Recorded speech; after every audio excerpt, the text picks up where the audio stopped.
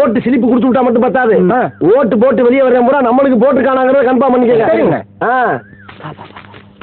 ஏய் யாருக்கு ஓட்டு போட்ட? உனக்கு தானே போட்டேன்.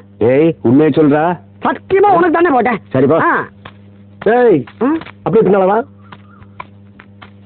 யாருக்கு ஓட்டு போட்ட? உனக்கு தானே போட்டேன்.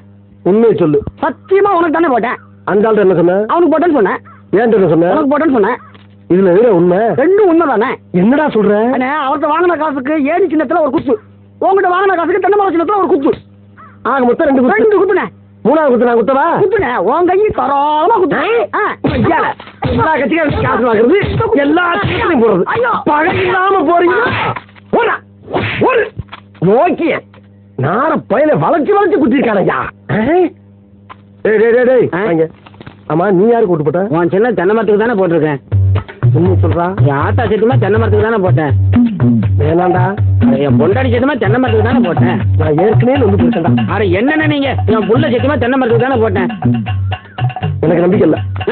நீ இப்படி நம்பிக்கை இல்லைன்னு சொல்லுவேன்னு தெரிஞ்சுதான் நான் ஓட்டு போட்ட சீட்டையே கையில கொண்டு வந்திருக்கேன். ஓட்டு போட்ட சீட்டியா?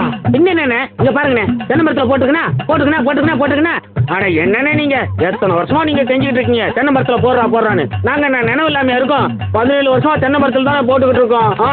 நாங்கெல்லாம் வாக்கு மாற மாட்டோம்னே. 17 வருஷமாவா? அப்ப 17 வருஷம். ஏய் சுபையா எப்படி இருக்கு? என்ன நிலவரம்? எப்படி போயிட்டு இருக்கு? இது வரைக்கும் உங்க அப்பா ஜெயிப்பாருங்கிற நம்பிக்கை இருந்துச்சு. இப்ப இடையில ஒரு 2 பேர்ட்ட பேச்சுவார்த்தை நடத்தினேன். உங்க அப்பா குளோஸ். என்னடா சொல்ற? ஏப்பா ஏன் வேற என்னோட போட்டோம். நீ உள்ள போய் ஓடிச்சது பூரா பெட்டியில போறாங்களான்னு பாரு. ஓட்டு பூரா நமக்கு தானே போடுறாங்க. ஓட்டு என்னமோ நம்மளுக்கு தான்டா போடுறாங்க. ஆனா சீட்டை பூரா வீட்டுக்கு கொண்டு போறாங்கடா.